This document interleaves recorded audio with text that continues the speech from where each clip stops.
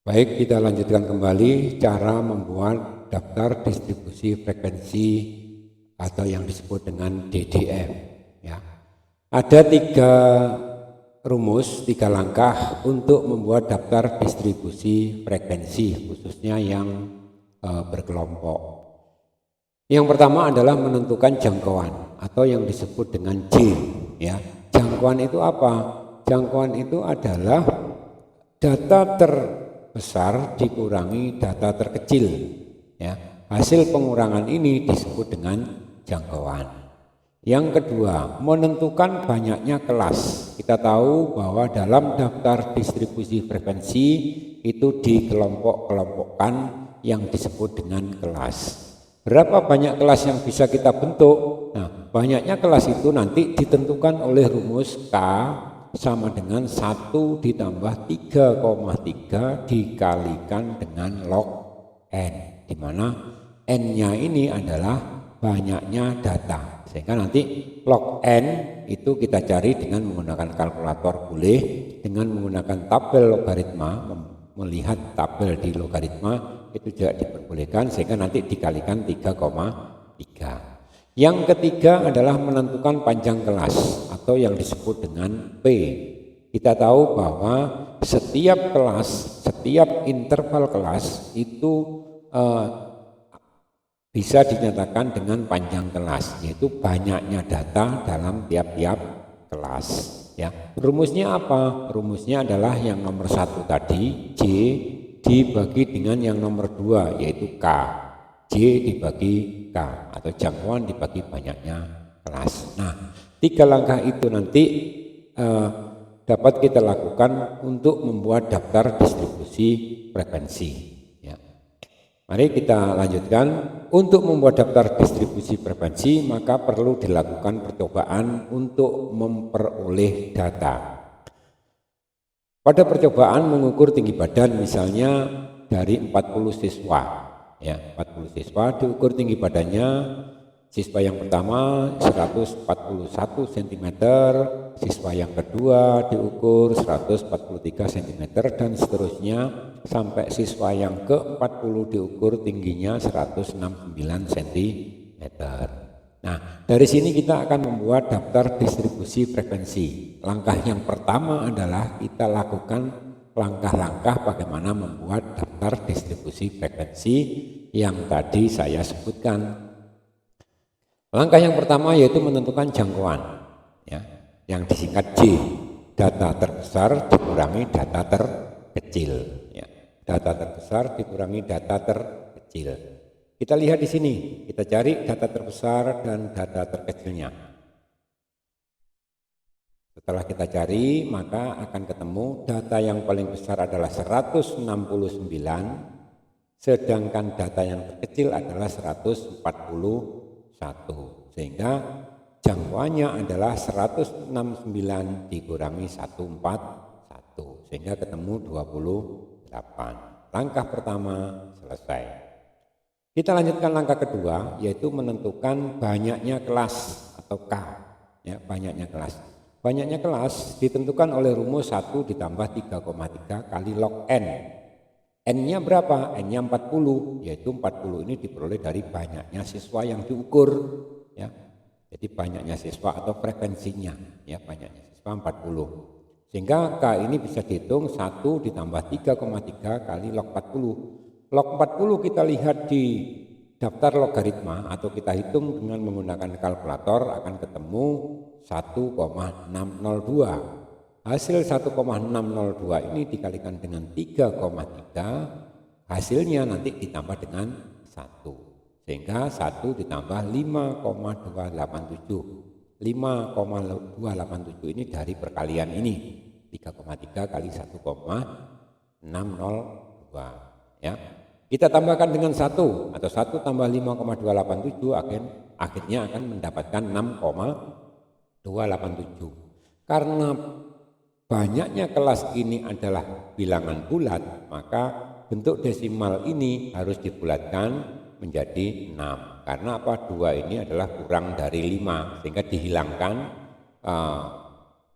desimalnya sehingga akan ketemu 6. Jadi banyaknya kelas nanti ada Yang terakhir langkahnya adalah menentukan panjang kelas, ya, yaitu banyaknya data tiap-tiap interval kelas. Ya, dinyatakan atau ditulis dalam rumus jangkauan dibagi banyaknya kelas, sehingga jangkauannya 28, banyaknya kelas tadi sudah ketemu 6, sehingga J dibagi K itu 28 dibagi 6. Dari sini maka ketemu 4,667.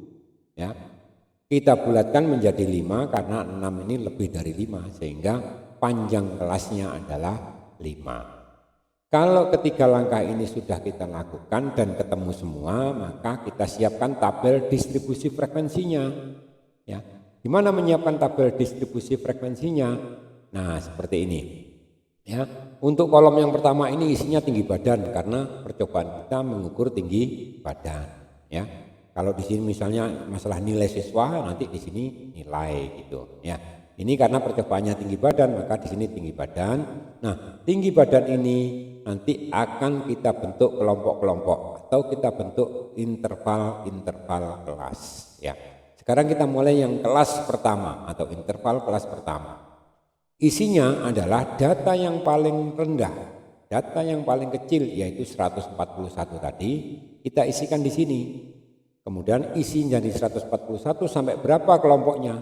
Yaitu sebanyak 5 karena panjang kelasnya 5, sehingga isinya 141, 142, 143, 144 dan 145. Jadi 5 angka masuk di sini di kelas pertama ini, ya, di kelas pertama.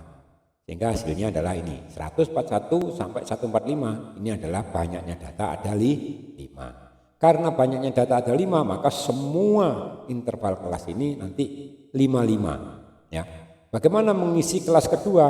Kelanjutan dari kelas pertama 145 berarti di sini 146. Ya. Di sini ada 5 angka berarti ditambah 4 lagi sehingga 146 ditambah 4 sehingga 150. Atau dihitung 146, 147, 148, 149, 150. Jadi ada 5 angka di sini. Kelanjutannya lagi 151 sampai 155. Ini ada 5 angka. 155 di sini berarti 156 sampai 160, 161 sampai 165, 166 sampai 170. Ya, semuanya ini banyaknya data tiap-tiap kelas itu ada 5. Kelasnya ada berapa? Ada 6. Banyaknya kelas ada 6. 1, 2, 3, 4, 5, 6. Jadi ada 6 interval kelas. Ya. Dari sini mungkin nanti kalau ada yang kurang jelas bisa ditanyakan lewat Teams, ya. Kemudian kita lanjutkan untuk menghitung frekuensi. Langkah pertama untuk mempermudah perhitungan frekuensi yaitu dengan menggunakan turus, ya. Perhitungan turus ini kalau kita lihat nanti itu dalam pertandingan bola voli, ya. Menghitung skor itu menggunakan turus. Biasanya seperti itu, ya. Sekarang kita coba untuk menghitung frekuensi dengan menggunakan turus, ya. Bagaimana kalau kita menggunakan turus? Misalnya 141 yang pertama ini kita coret, ya.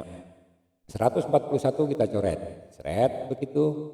Maka di mana tempatnya 141? Oh, di sini data yang paling rendah. Kita tulis di sini 1. Kemudian di sini 143, di mana tempatnya 143? Tetap di interval kelas pertama, sehingga ditambahi lagi ini. Kemudian 155 kita cari di sini 155. Oh, di sini tepat di kelas ketiga. Ya, di sini 155. 160, di mana tempatnya 160? Oh, di sini di kelas keempat, ya. Sehingga kelas 4 tambahi 1, ya. Seterusnya seperti itu. 158 di mana? Oh, 158 di sini. 160 sampai 156 sampai 160, 158 di sini tambahi 1. Oke? Jelas ya? Kalau sudah jelas saya skip, nanti kita lanjutkan kembali.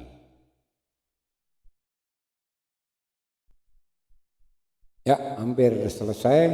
Kita lanjutkan kembali 152. Di mana tempatnya 152? 152 itu ada di sini sehingga ini ditambahi 1. Kemudian yang berikutnya 152 tambah 1, 160. 160 di mana tempatnya? Oh, di sini. saya tambahi 1, ini 4 jadi 5. Kemudian terakhir 169 tentunya di kelas terakhir karena ini adalah siswa yang tertinggi di sini.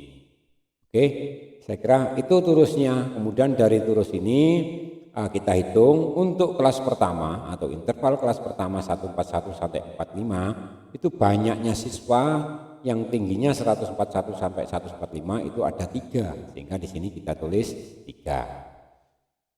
Pada kelas kedua, siswa yang tingginya 146 sampai 150 ini ada 5, sehingga nanti di sini kita tulis 5. Di sini ada 8, di sini ada 15, di sini ada 7. Ya, 5 tambah 2. Kemudian yang terakhir ada 2. Ya, sehingga frekuensi ini kalau kita tambahkan maka persis sama dengan jumlah siswa, yaitu frekuensinya sebanyak 40. Nah, itu saya kira bagaimana kita membuat daftar distribusi frekuensi yang berkelompok.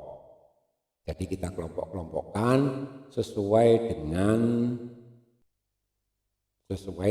kelas-kelasnya. Baik, kalau sudah jelas nanti kita coba latihan soal. Kalau belum jelas bisa ditanyakan lewat WA maupun lewat kelas tim ya. Saya selalu menunggu pertanyaan-pertanyaan, mungkin ada yang masih mengalami kesulitan.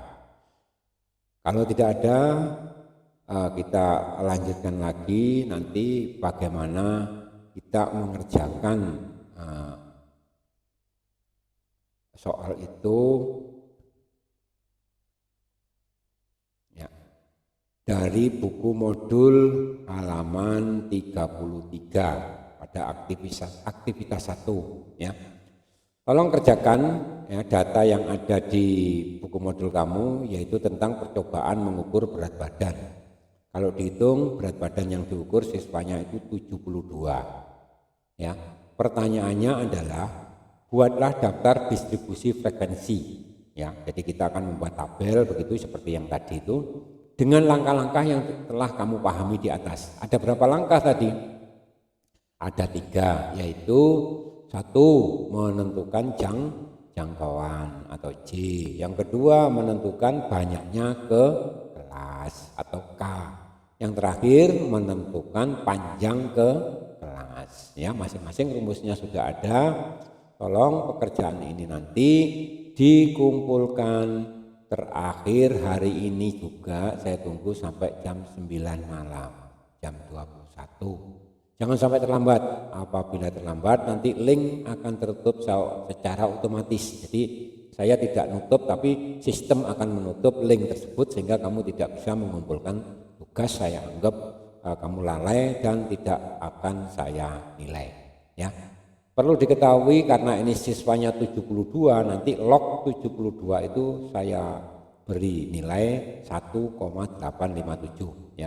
Silakan dicek pakai kalkulator, log 72 1,857. Oke, saya kira itu. Selamat belajar, mudah-mudahan kita tetap diberi kesehatan, keselamatan khususnya pada kita dan seluruh keluarga kita semua. Selamat belajar dan sampai jumpa pada pertemuan yang akan datang. Saya akhiri, wabillahi taufiq wal hidayah. Wassalamualaikum warahmatullahi wabarakatuh.